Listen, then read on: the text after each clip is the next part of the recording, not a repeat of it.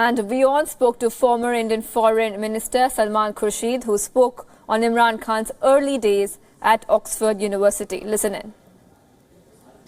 Imran Khan has been declared as the Prime Minister of Pakistan, and to discuss more on this, we're joined by India's former External Affairs Minister, Mr. Salman Khurshid. Thank you for making time for WION, Mr. Khurshid. Begin by asking you, what does his election as Prime Minister of Pakistan mean to India? Truthfully, one doesn't know. Imran Khan, Prime Minister Imran Khan, has some following in India in terms of people who've applauded him for his cricket or people who've admired him for his style. But that's largely amongst the literati. His visits to newspaper or journals events in India have been obviously well subscribed and followed, but we are not very clear about his stated position on relationship between India and Pakistan. His is a relatively new party, and he's obviously new to the game of the politics of his country, although he's played an important role in politics over the last 7 or 8 years. But at the top and in an top administrative office, it'll be the first time for him. So we don't know. I think we have to wait and watch. There are lots of conflicting news and information that comes about his having to cut deals with people that we will be uncomfortable with.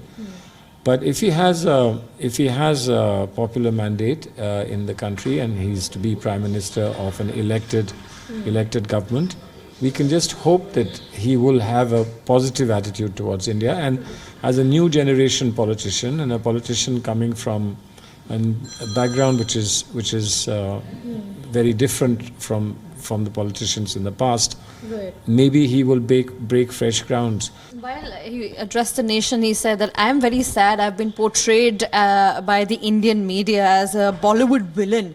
He says, I'm a Pakistani who knows India's best and I understand the need for peace. How do you read these statements? Well, it's a good beginning if that's the statement to be taken seriously. But as I said, when he comes to grips with the reality of politics and public life in Pakistan at the top, not in the street but at the top, what compulsions they have, etc.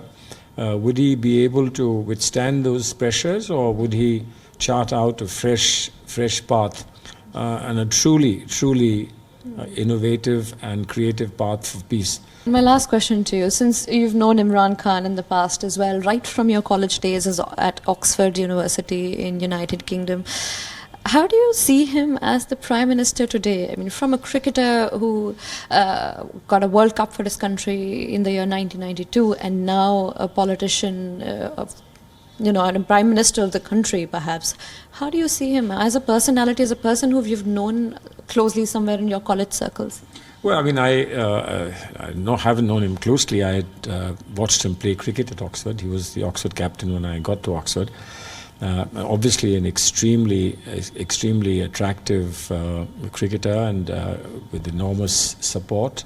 And then, of course, he had a life of glamour in many ways, and that life of glamour has got him into trouble as well, but it's certainly some things. What is that life of glamour, if you could tell us? Well, the life of glamour is the what you call the page 3, the glitterati, the having married into a top family of the British elite, and subsequently again the very celebrated weddings that he's had.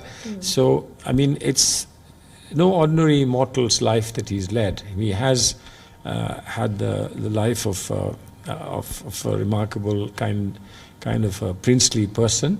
But he's also fought very hard. He's fought very hard a regime that can be quite tough politically, and he's now succeeded.